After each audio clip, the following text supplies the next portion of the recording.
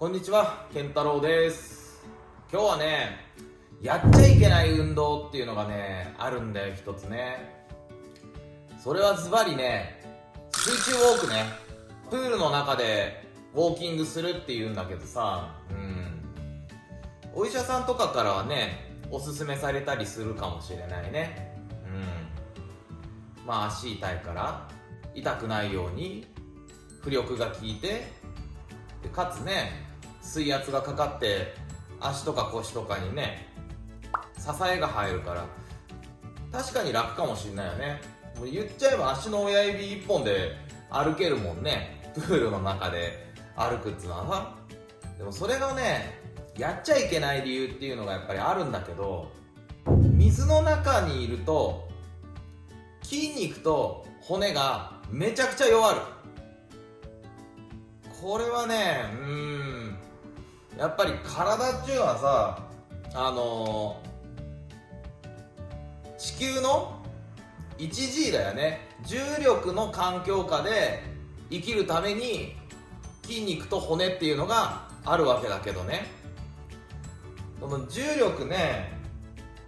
がかかってない状態っていうのは筋肉と骨だって別に強くなる必要はないんだよ。例えばね、宇宙飛行士さんが空に上がってさ、で帰ってきて、で車椅子とかストレッチャーで運び出されるシーンっていうのはみんな見たことあると思うんだけど、あれ宇宙空間っていうのは重力が一切かかってないから筋肉も骨もめちゃくちゃ弱っちゃうんだよ。でちょっとしたことで骨が折れちゃったりとか怪我をしてしまうからね、危ないからっていうことで車椅子とかストレッチャーで運び出されていくんだけど、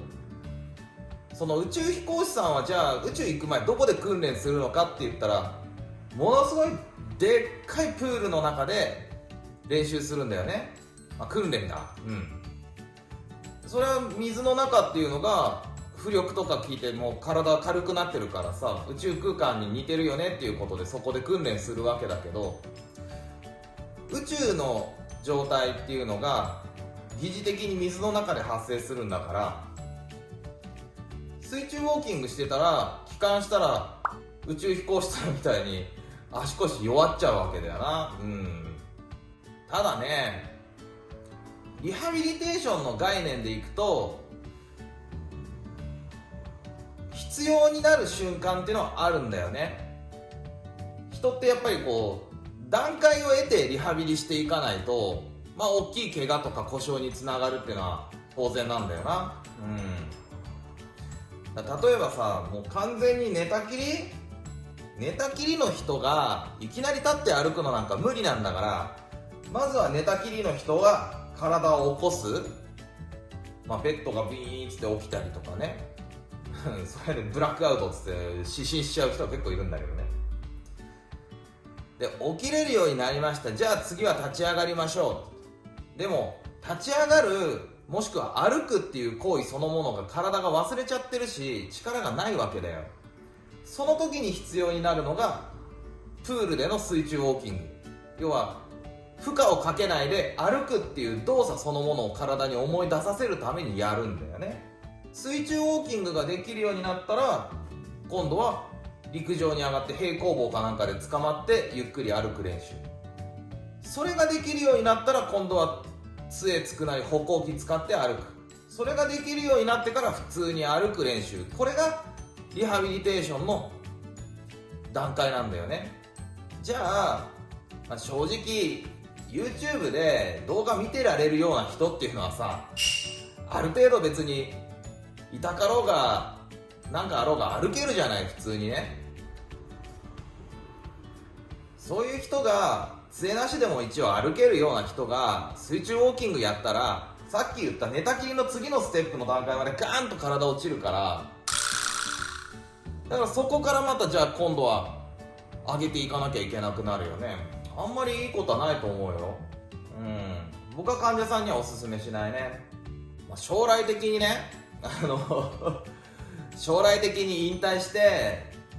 琵琶湖でカッパとしての余生を過ごすっつんだったらさ、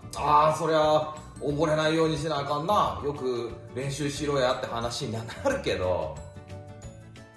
人間としてね暮らすんだったらちゃんとこの重力効いた陸上をちゃんと歩けるように練習しておかないとね、体っていうのは強くならんからね。有酸素運動として考えたらさ、ウォーキング、ジョギング、スイムだよね。泳ぐっていうのはやっぱり全身運動だし、有酸素運動としてはものすごくいい運動だと思うよ。でも水中ウォークはやめた方がいいんじゃないかな。そのステップにいる人はもう病院の中入りっぱなしだと思うから、そういう人じゃない限りにおいては水中ウォーキングっていうのはおすすめしませんね。ね可愛いでしょ。まあいいや。しっかりよく寝てよく食べて、でしっかり有酸素運動、それはウォーキングやスロージョギング、